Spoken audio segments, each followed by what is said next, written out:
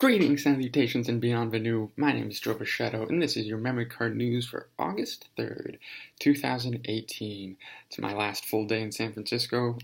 After this, I'll be heading home. Quick program note, actually, before we get started. Next week, there will be no videos. I will be working at a summer camp, and it's a stay-away camp. So I'll be, with the kids all day, all night, no time to make videos, pretty much out in the woods, hiking and stuff. So I will return on August 13th, I think. Yep.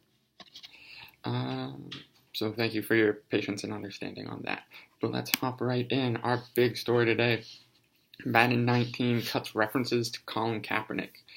Now this story comes from US Gamer. Basically, Colin Kaepernick was kind of notorious for starting the kneeling during the national anthem movement to protest police injustice. The NFL has since kind of distanced themselves from him. But what really grinded people's gears was that there's a song in Madden 19's soundtrack. So, typically he wouldn't be used because he hasn't played in the NFL for 3 years. That just kind of makes sense. But there's a song in the soundtrack with his name, and EA weirdly just blanked the song out. It appears that the song is like a new edit because there's a clean version of the song as well, but that clean version has his name in it. So they really went above and beyond to take his name out. And people got really mad. Even the artist tweeted at the NFL and at EA saying that it was disappointing and appalling. And EA came out and said it was just, quote, an unfortunate mistake. Basically explained that their team didn't understand that while they didn't have rights to have him in game, that didn't apply to the soundtrack. And, I believe it, but if it wasn't EA, but we all just know EA kind of sucks and doesn't get it. So, in that way, I'm sure it probably was a mistake, but in a long line of mistakes and not getting your fan base, it's kind of hard to believe EA of all companies.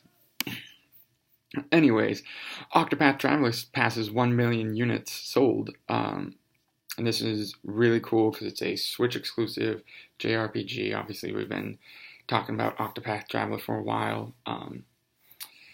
The popularity is actually pretty incredible because it's sold out on Amazon. So the fact that 1 million units have been sold while it's been so hard to find is really interesting. And that comes from Nintendo of Europe. They tweeted out that news.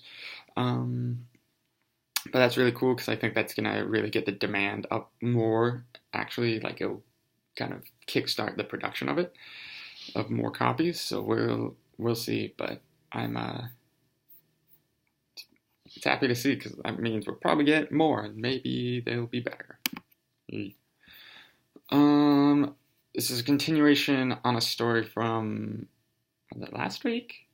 No, it was Monday. Holy shit, this week's been so long. So the Overwatch League officially announced 2 new teams, the team from Atlanta and the team from Guangzhou, China. That's really all I have to say to that. If you want to hear me talk more about the Overwatch League and the new teams, this isn't really anything new because we talked about the reports on Monday, so make sure to go check out that video where we blow out the Overwatch news. But it's really nice to see, we were pretty certain about the Atlanta but, the one from China was a little more up in the air. So, yeah.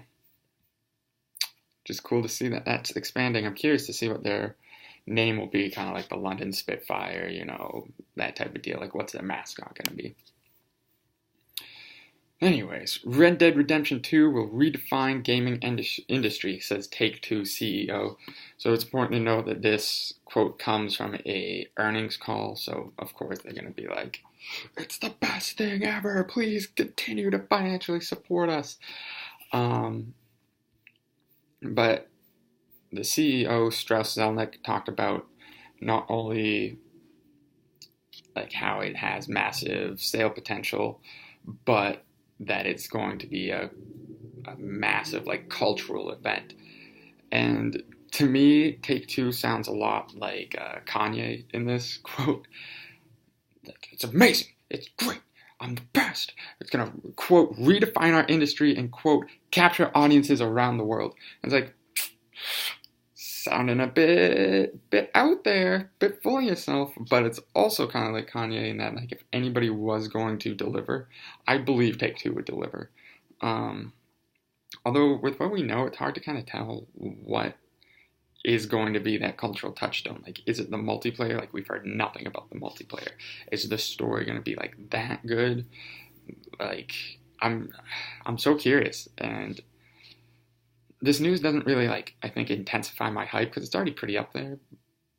But, and, I mean, it is also, like, them kind of blowing smoke, essentially. But I think I'll be curious to see, I think like everybody else, just what it does and how great it's going to be, because we're all pretty sure it's going to be great. So,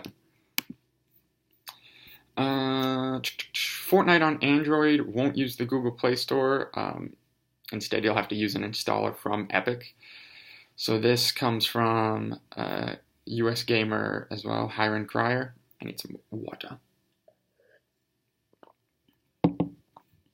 Basically, this story kind of leaked earlier this week, but it was confirmed today. Apparently, it's a little cumbersome, but it's not like that bad. People are wondering, like, well, why didn't you just use the Google Play Store? You know, that's easy. We all have it. But Google Play has a 30% sales tax on every sale.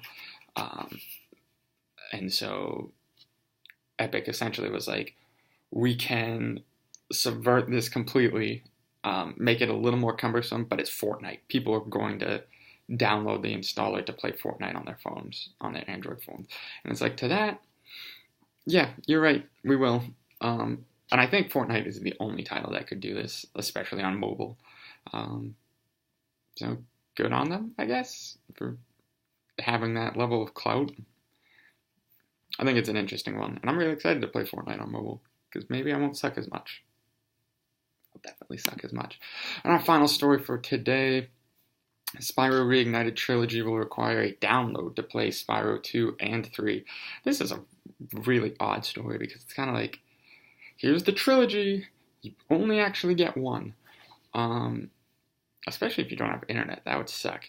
It seems like it's going to be a hefty day one patch. We're not really sure how it works, like if there's a little bit of every game on the disc, or if there's only the first one, and 2 and 3 need to be downloaded in their entirety.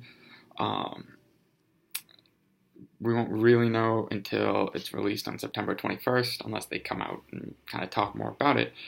But, yeah, what a strange story. Like, I didn't think the games, they're like remasters. Like, I didn't think they would be so large that, you know, they couldn't put all 3 on one disc. But anyways, that's the way it was for August 3rd, 2018. I am heading to IGN's First Friday today. I'm so excited, and then I'm flying home. Again, no shows next week, but it's been a pleasure to serve you. See you around.